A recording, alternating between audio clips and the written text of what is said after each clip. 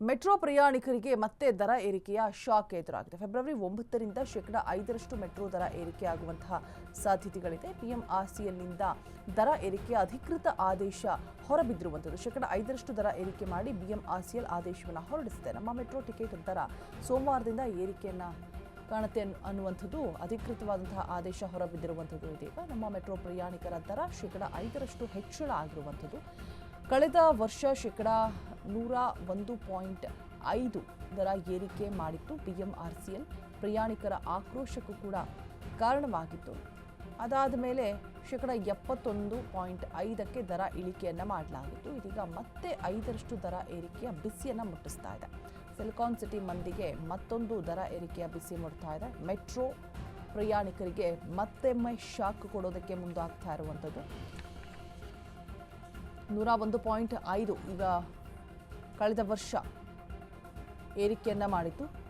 ಅದಾದ ನಂತರ ಆಕ್ರೋಶಕ್ಕೆ ಕಾರಣವಾಗಿ ಮತ್ತೆ 71.5ಗೆ ದರವನ್ನು ಇಳಿಕೆ ಮಾಡಲಾಗಿತ್ತು. ಇದೀಗ ಮತ್ತೆ 5% ದರ ಏರಿಕೆ ಮಾಡಲಾಗಿದೆ. ಮೆಟ್ರೋ ಅಂತ ಹೇಳಿ ಬಂದಂತಹ ಸಂದರ್ಭದಲ್ಲಿ ಸಾಕಷ್ಟು ಜನ ಅಂದರೆ ಮನೆಯಲ್ಲಿ ಕಾರ್ ಇದ್ದರೂ, 4 ವೀಲರ್ ಇದ್ದರೂ, 2 ವೀಲರ್ ಇದ್ದರೂ ಕೂಡ ಮೆಟ್ರೋದಲ್ಲಿ ನಾವು ಅತಿ ವೇಗವಾಗಿ ತಲುಪ್ತೀವಿ. ಒಂದು ಈ ಟ್ರಾಫಿಕಲ್ಲಿ ಯಾರು ಜನ ಪರದಾಡ್ತಾರೆ ಮತ್ತು ಸೇಫ್ ಆಗಿ ವೇಗವಾಗಿ ತಲುಪ್ತೀವಿ ಅಂತ ಹೇಳ್ಬಿಟ್ಟು ಈಗ ಆಲ್ಮೋಸ್ಟ್ ಎಲ್ಲ ಕಡೆಯೂ ಕೂಡ metro green line, yellow line, purple line ಅಂತ ಹೇಳ್ಬಿಟ್ಟು ಎಲ್ಲ ಕಡೆ ಆಲ್ಮೋಸ್ಟ್ ಮೆಟ್ರೋ ಎಲ್ಲೆಲ್ಲಿ IT ಕಂಪ್ನೀಸ್ಗಳಿದೆ, ಎಲ್ಲೆಲ್ಲಿ ಜಾಸ್ತಿ ಪ್ರಯಾಣವನ್ನು ಬೆಳೆಸೋದಕ್ಕೆ ಸಾಧ್ಯ ಆಗುತ್ತೆ ಎಲ್ಲ ಕಡೆ ಕೂಡ. ಇನ್ನು ಮೆಜೆಸ್ಟಿಕಲ್ಲೂ ಕೂಡ 3 ವೇಸ್ 4 ವೇಸ್ ಮೆಟ್ರೋ ಎಲ್ಲ ಕಡೆ ಆಗೋಗಿದೆ. ಜನರಿಗೆ ಅನುಕೂಲವಾಗುವಂತಹ ನಿಟ್ಟಿನಲ್ಲಿ ಮಾಡಿರುವಂಥದ್ದು. ಬಟ್ ಆದರೆ ಜನರು ಮೆಟ್ರೋಗೆ ಹೋಗಬೇಕಾ ಬೇಡವಾ ಅಂತ ಹೇಳಿಬಿಟ್ಟು 100 ಬಾರಿ ಯೋಚಿಸುವಂತಹ ಪರಿಸ್ಥಿತಿಯನ್ನು ನಿರ್ಮಾಣ ಮಾಡಿಬಿಟ್ಟಿದೆ ಬಿಎಂಆರ್ಸಿಎಲ್ ಇವಾಗ. ಸೊ ಈ 1 ವರ್ಷದ ಹಿಂದೆ ತಾನೇ ದರವನ್ನು ಏರಿಕೆ ಮಾಡಿ ಮತ್ತೆ ಇದೀಗ 5% ದರ ಏರಿಕೆ. ಹೆಚ್ಚಿನ ಡೀಟೇಲ್ಸನ್ನು ಕೊಡೋದಕ್ಕೆ ನಮ್ಮ ಪ್ರತಿನಿಧಿ ಲಕ್ಷ್ಮಿ ದೂರವಾಣಿ ಸಂಪರ್ಕದಲ್ಲಿ ಜಾಯಿನ್ ಆಗ್ತಾ ಇದ್ದಾರೆ. ಲಕ್ಷ್ಮಿ, ಮೆಟ್ರೋ 71.5ಕ್ಕೆ ದರ ಇಳಿಕೆ ಮಾಡಿತ್ತು. ಜನರ ಆಕ್ರೋಶಕ್ಕೆ ಮಣಿದು ಕಳೆದ ವರ್ಷ ಇದೀಗ ಮತ್ತೆ 5% ಏರಿಕೆಯನ್ನು ಮಾಡಿರುವಂಥದ್ದು. ಸೊ ಪಬ್ಲಿಕ್ ರಿಯಾಕ್ಷನ್ಸ್ ಏನಿದೆ, ಯಾಕಾಗಿ ಈ ರೀತಿ? ಮೆಟ್ರೋದಲ್ಲಿ ಪ್ರಯಾಣಿಸುವವರ ಸಂಖ್ಯೆ ಹೆಚ್ಚಿದೆ. Green line, yellow line, purple line ಅಂತ ಮೆಟ್ರೋಗಳನ್ನು ಎಲ್ಲ ಕಡೆ ಬಿಟ್ಟರೂ ಕೂಡ ಮತ್ತೆ 4 ಮಿನಿಟ್ಸ್ 8 ಮಿನಿಟ್ಸಿಗೆ ಒಂದು ಮೆಟ್ರೋ ಇದ್ರೂ ಕೂಡ ಸಾಕಷ್ಟು ಕ್ರೌಡ್ ಇರುತ್ತೆ. ಸೊ ಅದೇ ಒಂದು ರೀಸನ್ ಆಯ್ತಾ ದರ ಏರಿಕೆಗೆ ಅಂತ? ಯಾಕೆ ಅಂತ ಹೇಳ್ಬಿಟ್ಟು ಲಕ್ಷ್ಮಿ, ಪಬ್ಲಿಕ್ ರಿಯಾಕ್ಷನ್ಸ್ ಏನಾದರೂ ಇದೆಯಾ ಇದಕ್ಕೆ?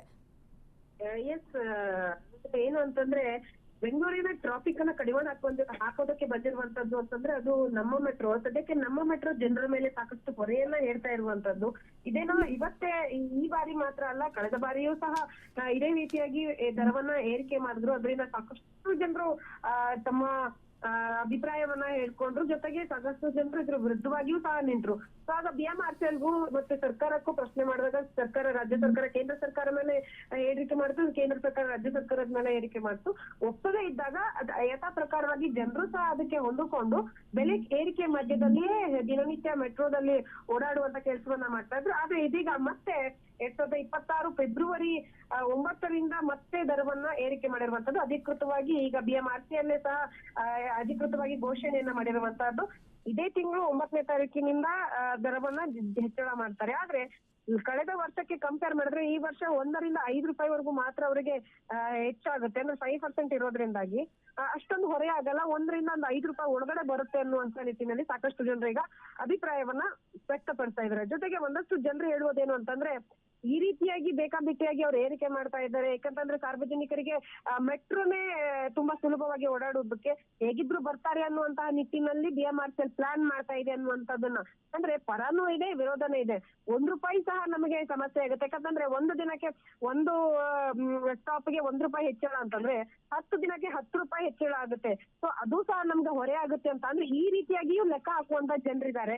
ಸೊ ಒಟ್ಟಾರೆಯಾಗಿ ಬಿಎಂಆರ್ಸಿಎಲ್ ಏನ್ ಈ ಒಂದು ಕ್ರಮವನ್ನ ಕೈಗೊಂಡಿದೆ, ಪ್ರತಿ ವರ್ಷನೂ ಸಹ ಕನಿಷ್ಠ ಪಕ್ಷ 5% ಆದ್ರೆ ಏರಿಕೆ ಮಾಡ್ಲೇಬೇಕು ಅನ್ನುವಂತ ರೂಲ್ಸ್ ಏನಿದೆ SSC ವರದಿ ಪ್ರಕಾರವಾಗಿ, ಆ ನಿಟ್ಟಿನಲ್ಲಿ ಮಾಡಿರೋದ್ರಿಂದಾಗಿ ಸದ್ಯಕ್ಕೆ 9ನೇ ತಾರೀಕಿನಿಂದ ಇದು ಅಧಿಕೃತವಾಗಿ ಚಾಲನೆ ಸಿಗುತ್ತೆ. ಅವತ್ತಿನಿಂದ ಜನರಿಗೆ ಏನು ಹೇಳ್ತಾರೆ ಸದ್ಯಕ್ಕೆ ಅನ್ನುವಂಥದ್ದನ್ನ ನಾವು ನೋಡ್ಬೇಕಾಗಿರುವಂತಹದ್ದು. ಸೊ ಇವತ್ತು ಬಿಎಂಆರ್ಸಿಎಲ್ ಇಂದ ಸಭೆಯನ್ನ ಸೇರಿ ಮತ್ತೆ ಇದಕ್ಕೆ ಏನೆಲ್ಲ ಬೇಕು ಪೂರಕವಾಗಿಯೂ ಸಹ ಮಾಹಿತಿಯನ್ನ ತಿಳಿಸುವಂತ ಸಾಧ್ಯತೆ ಇರುವಂತದ್ದು. Roja, all right, thank you Lakshmi ತಮ್ಮ ಡೀಟೇಲ್ಸ್ಗಾಗಿ.